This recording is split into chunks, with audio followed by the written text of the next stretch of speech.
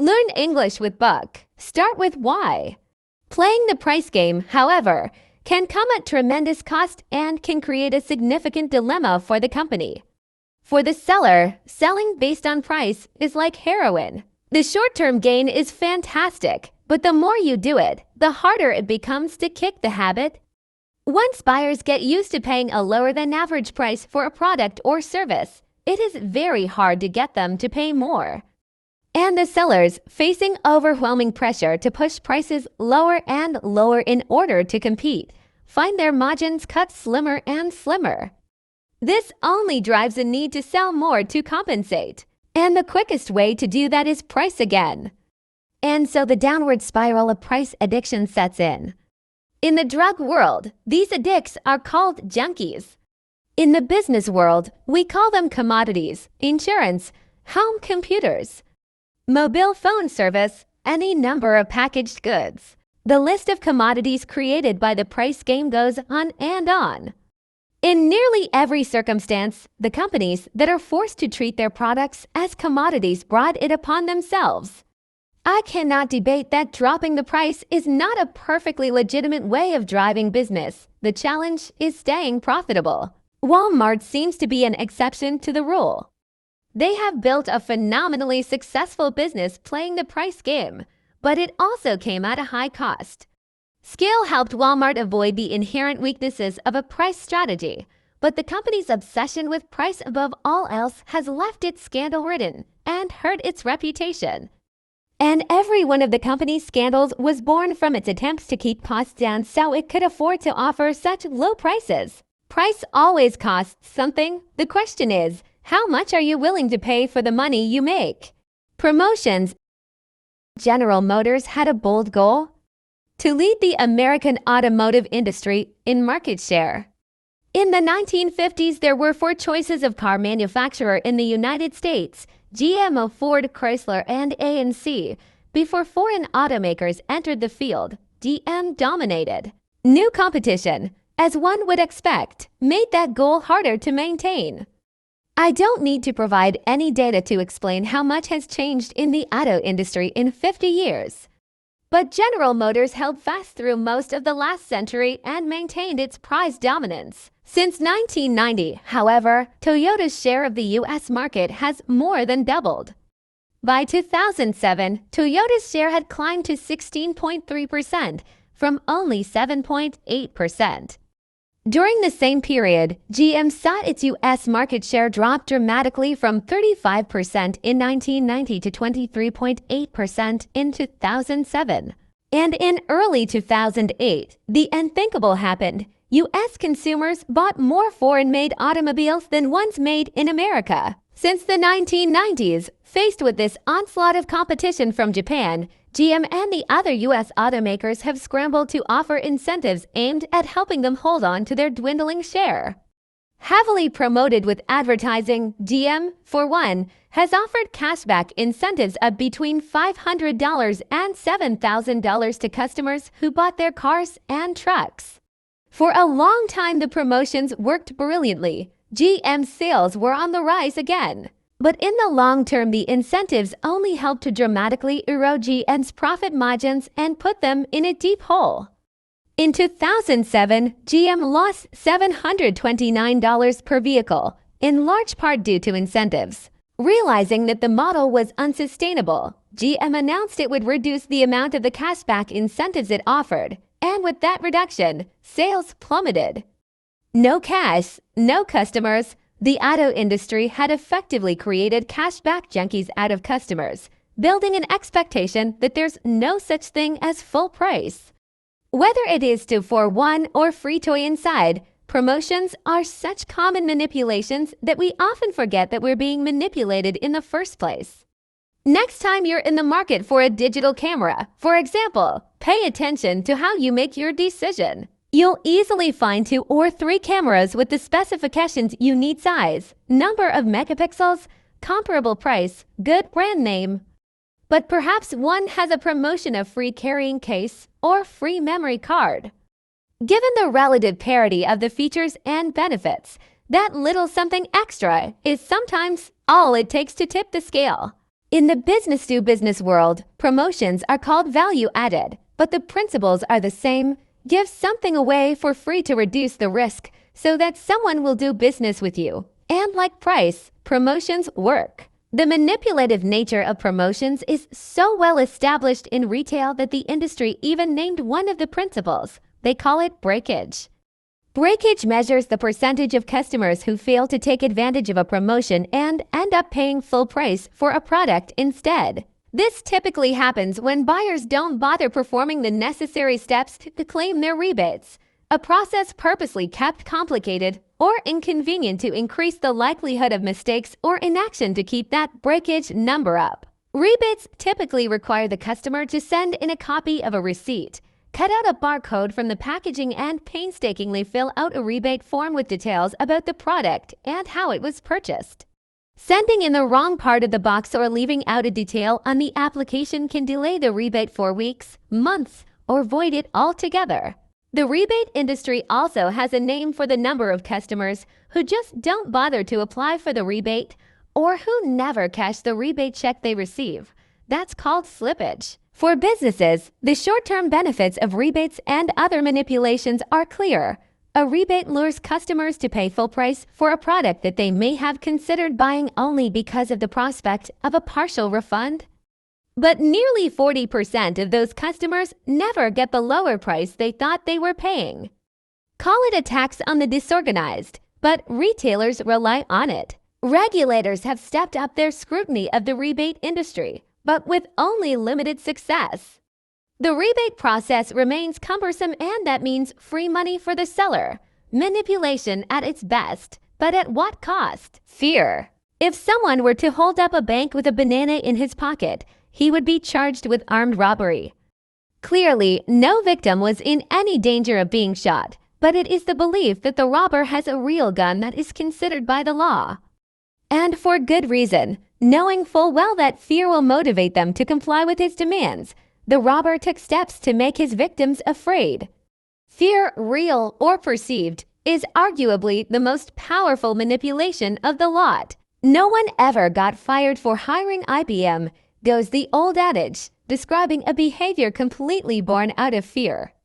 An employee in a procurement department tasked with finding the best suppliers for a company turns down a better product at a better price simply because it is from a smaller company or lesser-known brand. Fear, real or perceived, that his job would be on the line if something went wrong was enough to make him ignore the express purpose of his job, even do something that was not in the company's best interest. When fear is employed, facts are incidental. Deeply seated in our biological drive to survive, that emotion cannot be quickly wiped away with facts and figures. This is how terrorism works. It's not the statistical probability that one could get hurt by a terrorist, but it's the fear that it might happen that cripples a population. A powerful manipulator, fear is often used with far less nefarious motivations. We use fear to raise our kids. We use fear to motivate people to obey a code of ethics. Fear is regularly used in public service ads, say to promote child safety or AIDS awareness, or the need to wear seatbelts. Anyone who was watching television in the 1980s got a heavy dose of anti-drug advertising, including one often mimicked public service ad from a federal program to combat drug abuse among teenagers. "This is your brain," the man's voice said as he held up a pristine white egg. Then he cracked the egg into a frying pan of spattering hot oil. "This is your brain on drug. Any questions?" And another ad intended to scare the hell out of any brash teenager. "Cocaine doesn't make you sexy. It makes you dead." Likewise, when politicians say that their opponent will raise taxes or cut spending on law enforcement, or the evening news alerts you that your health or security are at risk unless you tune in at 11, both are attempting to seed fear among voters and viewers, respectively. Businesses also use fear to agitate the insecurity we all have in order to sell products. The idea is that if you don't buy the product or service, something bad could happen to you. Every 36 seconds, someone dies of a heart attack, states an ad for a local cardiac specialist. Do you have radon? Your neighbor does. Reads the ad on the side of a truck for some company selling a home pollution inspection service. And, of course, the insurance industry would like to sell you term life insurance before it's too late. If anyone has ever sold you anything with a warning to fear the consequences if you don't buy it, they are using a proverbial gun to your head to help you see the value of choosing them over their competitor. Or perhaps it's just a banana, but it works. Aspirations, quitting smoking is the easiest thing I've ever done, said Mark Twain. I've done it hundreds of times. Fear motivates us to move away from something horrible. Aspirational messages tempt us towards something desirable. Marketers often talk about the importance of being aspirational, offering someone something they desire to achieve and the ability to get there more easily with a particular product or service. 6 steps to a happier life. Work those ABS to your dream dress size. In 6 short weeks, you can be rich. All these messages manipulate. They tempt us with the things we want to have or to be the person we wish we were, though positive in nature. Aspirational messages are most effective with those who lack discipline or have a nagging fear or insecurity that they don't have the ability to achieve their dreams on their own, which, at various times for various reasons, is everyone. I always joke that you can get someone to buy a gym membership with an aspirational message, but to get them to go 3 days a week requires a bit of inspiration. Someone who lives a healthy lifestyle and is in a habit of exercising does not respond to 6 easy steps to losing weight. It's those who don't have the lifestyle that are most susceptible. It's not news that a lot of people try diet after diet after diet in an attempt to get the body of their dreams. And no matter the regime they choose, each comes with the qualification that regular exercise and a balanced diet will help boost results. In other words, discipline. Gym memberships tend to rise about 12% every January as people try to fulfill their New Year's aspiration to live a healthier life. Yet only a fraction of those aspiring fitness buffs are still attending the gym by the end of the year. Aspirational messages can spur behavior, but for most, it won't last. Aspirational messages are not only effective in the consumer market, they also work quite well in business-to-business transactions. Managers of companies, big and small, all want to do well, so they make decisions, hire consultants, and implement systems to help them achieve that desired outcome. But all too often, it is not the systems that fail, but the ability to maintain them. I can speak from personal experience here. I've implemented a lot of systems or practices over the years to help me achieve the success to which I aspire, only to find myself back to my old habits 2 weeks later. I aspire for a system that will help me avoid implementing systems to meet all my aspirations. But I probably wouldn't be able to follow it for very long. This short-term response to long-term desires is alive and well in the corporate world also. A management consultant friend of mine was hired by a billion-dollar company to help it fulfill its goals and aspirations. The problem was, she explained, no matter the issue, the company's managers were always drawn to the quicker, cheaper option over the better long-term solution. Just like the habitual dieter, they never have the time or money to do it right the first time, she said of her client, but they always have the time and money to do it again. Peer pressure. 4 out of 5 dentists prefer Trident, touts the chewing gum advertisement in an attempt to get you to try their product. A double-blind study conducted at a top university concluded pushes a late-night infomercial. If the product is good enough for professionals, it's good enough for you, the advertising eggs on. With over 1 million satisfied customers and counting, teases another ad.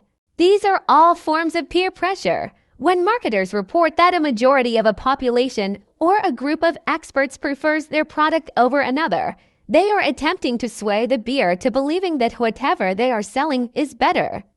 The peer pressure works because we believe that the majority or the experts might know more than we do.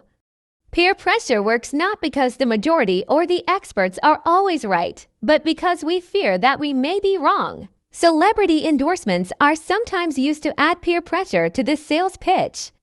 If he uses it, we're supposed to think it must be good. This makes sense when we hear Tiger Woods endorse Nike golf products or Titleist golf balls. Woods' deal with Nike is actually credited for putting the company on the map in the golf world, but Tiger has also endorsed General Motors cars, management consulting services, credit cards, food, and a Tag Heuer watch designed especially for the golfer. The watch, incidentally, can withstand a 5,000 G shock, a level of shock more likely experienced by the golf ball than the golfer. But Tiger endorsed it, so it must be good. Celebrity endorsements are also used to appeal to our aspirations and our desires to be like them. The most explicit example was Gatorade's I Wanna Be Like Mike campaign, which tempted youngsters to grow up and be just like Michael Jordan if they drank Gatorade. With many other examples of celebrity endorsements, however, it is harder to see the connection. Sam Waterston of Law and Order fame, for example, sells online trading from TD Ameritrade. But for his celebrity, it's uncertain what an actor famed for convicting homicidal maniacs does for the brand.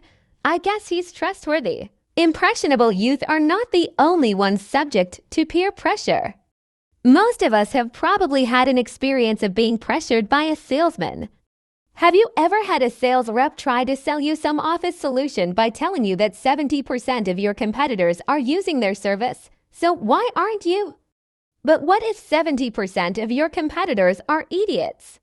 Or what if that 70% were given so much value added or offered such a low price that they couldn't resist the opportunity? The practice is designed to do one thing and one thing only, to pressure you to buy. To make you feel you might be missing out on something or that everyone else knows but you, better to go with the majority, right? To quote my mother, if your friends put their head in the oven, would you do that too? Sadly, if Michael Jordan or Tiger Woods was paid to do just that, it might actually start a trend. Thank you for watching my videos. See you again to next part.